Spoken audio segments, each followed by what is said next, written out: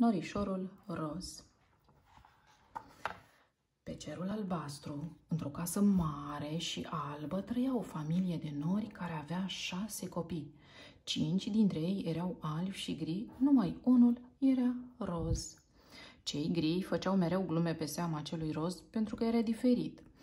Nu numai că era roz, dar atunci când ceilalți norișori aduceau ploaia, el nu putea să stoarcă nici măcar o picătură, oricât de tare se străduia. Toți norișorii râdeau de el. În cerul imens, nimeni nu mai văzuse vreodată un norișor roz care nu dădea nici măcar un strop de ploaie. Toți erau albi și gri și știau să aducă ploaia, să cheme furtuna sau să fulguiască. Norișorul roz era tare supărat și nu înțelegea de ce el era diferit. Își dorea să fie alb sau gri, așa cum erau ceilalți, și să poată aduce și el ploaie. Degeaba își întreba mama și tatăl cum de s-a născut așa. Niciunul nu știa să-i spună. Așa că, într-o zi, hotărâ să afle cu orice preț adevărul. Prima dată s-a dus la soare. Se gândea că, fiind atât de mare și de strălucitor, soarele va ști ce să-i răspundă. Dar soarele nu știa nici el. A dat din numeri, apoi și-a continuat treaba, avea de încălzit repede tot pământul, pentru că era o dimineață frumoasă de vară. Atunci, norișorul roz s-a gândit că ar putea merge să întrebe luna, dar nici luna nu știa să-i spună de ce era el altfel. Și l-a poftit să plece repede de acolo pentru că avea o întâlnire importantă cu stelele. Hotărau împreună cât de tare vor străluci noaptea următoare. Norișorul și-a mai încercat norocul și la fulger, dar nici el nu a știut să-i răspundă la întrebări. În plus, se grăbea să ajungă acasă la Tunet, unde avea loc o zgomotoasă petrecere aniversară. Fulger și Tunet aveau câteva zile de vacanță și în acest timp nu făceau altceva decât să petreacă. Norișorul roz era atât de supărat că nu a reușit să afle nimic, încât s-a hotărât să ceară explicații chiar de la regele cerului, Curcubeul. Toată suflarea cerului știa că nu există cineva mai înțelept decât mărețul Curcubeu. El trebuie să știe, gândi norișorul roz. Când a ajuns în fața lui, i-a povestit ce are pe suflet și l-a rugat să-i dea o explicație. Curcubeul îi răspunse însă doar atât. Dragul meu norișor, nimic nu este întâmplător. Nu trebuie să fii supărat că ești diferit de ceilalți. Fiecare are rostul lui atât în cer cât și pe pământ. Încearcă să fii fericit, iar într-o bună zi vei înțelege care este menirea ta. Așadar, norișorul roz a plecat de la Curcubeu fără vreo explicație clară care să-l mulțumească, dar, știind despre Curcubeu că este foarte înțelept, s-a hotărât să-i urmeze sfatul. A încercat să fie mai vesel și să nu se mai gândească mereu la faptul că el e diferit de toți ceilalți.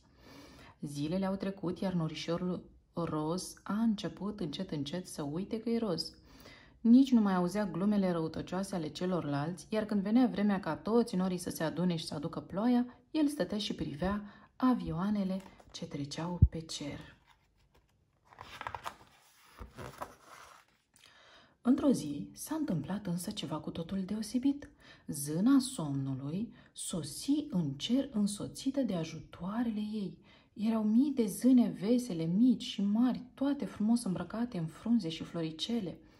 După ce a salutat politicos pe toată lumea, începând de la Curcubeu și terminând cu soarele, zâna somnului a cerut să fie primită de lună. Am planuri mari, îi șoptia lunii. Am descoperit că pe pământ există copilași cărora le e frică de întuneric, așa că am hotărât să trimit în fiecare noapte un norișor simpatic în camera lor să le vegheze somnul.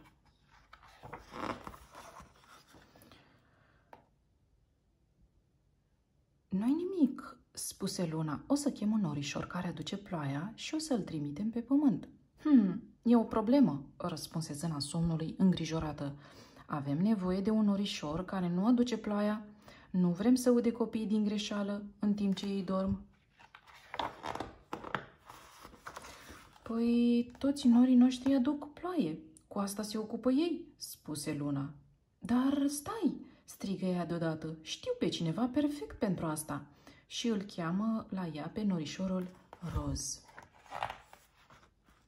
Când norișorul Roz își făcu apariția, zâna somnului și toate ajutoarele ei începură să chiuie de veselie. A, ești Roz, ce drăguț! Cel mai frumos norișor pe care l-am văzut vreodată. O să te adore copiii, strigau zânele.